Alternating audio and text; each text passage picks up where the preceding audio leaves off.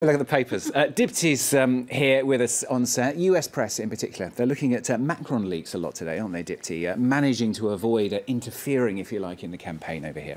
Well, that's right. There's a lot of analysis, both in the New York Times and the Washington Post. We're looking at the Washington Post today. They're talking about the massive leak of information that Emmanuel Macron's team actually announced just a few days before the second round of voting. The editors at the Washington Post say it appears that ousting Macron was not really the purpose of the data leak. Instead, they believe, at least, that Vladimir Putin wanted to send a, quote, bold message to Western democracies. We can hack your election systems at any time. The Post says stronger measures are needed to combat these Russian leaks, such as EU-US economic sanctions, or astonishingly, they call for the tables to turn and for there to be intelligence leaks on Vladimir Putin himself and his, quote, personal corruption. OK, we shall see. A lot of political wrangling going on here in France. The papers are full of it, aren't they? That's right. The political wrangling in France has begun as Emmanuel Macron tries to put together his government. He won on the promise of optimism in France and, importantly, the promise of implementing reforms. Politico says for this, he's going to need, quote, steely determination and all his youthful intellectual powers of persuasion, as well as a dose of good economic good luck and the backing of the EU. After all, Politico says history hasn't been kind to French presidents who tried to implement change, and Macron will have to battle a, quote, national reflex that clings to the status quo and rejects, quote, disruptive change. The dilemma now is who's going to help Emmanuel Macron bring about these changes.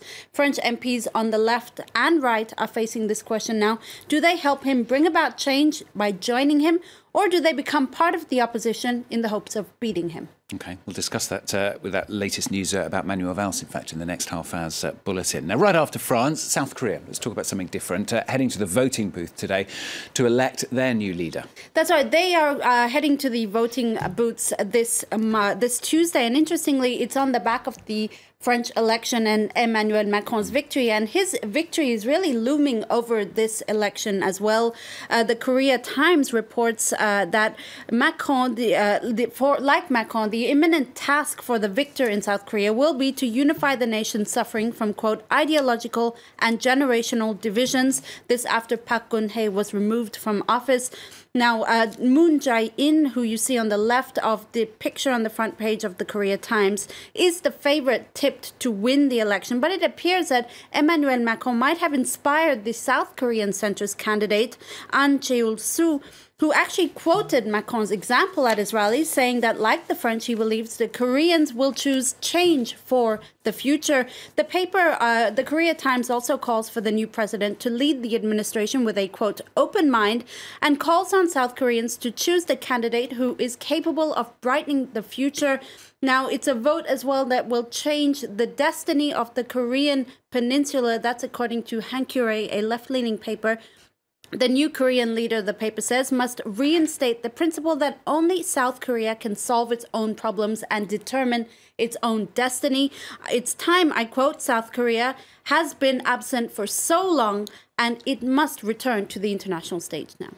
Another part of the world, US now. Donald Trump's son-in-law, an advisor, Jared Kushner, has found himself in a bit of trouble because of his family. Well, he's actually in trouble because of what his family did, so it's not really his fault per se. Basically, his family held a business meeting with Chinese investors at the weekend, Stuart, and at the end of it was a public meeting, so there were some U.S. journalists present, and at the end of the meeting, journalists overheard Kushner's sister, Nicole Meyer, telling Chinese investors that if they back one of the Kushner family's business projects, they would be entitled to the EB-5 immigrant investor visa.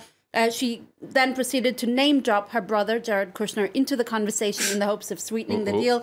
And it's created a bit of backlash, or a lot at least, because of the obvious conflict of interest, the idea that maybe there was money offered for a visa. Kushner, for his part, says he's taken the necessary steps to avoid a conflict of interest, although I don't really know what he means by that, and it's not really elaborated in the article.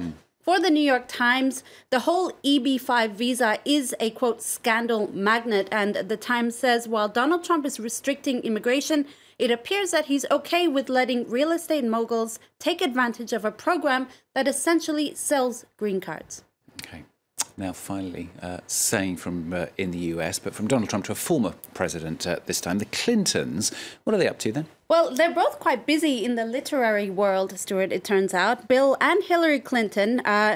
USA Today reports that Bill Clinton and author James Patterson are writing a thriller together called The President is Missing. It's not called Monica then, no. It's something different. There are no details yet. Nothing about Monica, I believe. But Clinton says he will be drawing on his experience in the White House to help in the book. Now, Hillary Clinton, possibly more his experiences in the White House. Hillary Clinton, for her part, is the inspiration of a new book by an author called Curtis Sittenfeld. And the author is writing a fictionalized account of Clinton's life had she not married Bill Clinton. Fun fact, Hillary Clinton turned down Bill Clinton several times before finally accepting his marriage proposal. OK, fascinating. Well, I suppose you can go wherever you want with that. Why not? All right, thank you very much, Tipsy and Brian on France 24. A lot more coming up.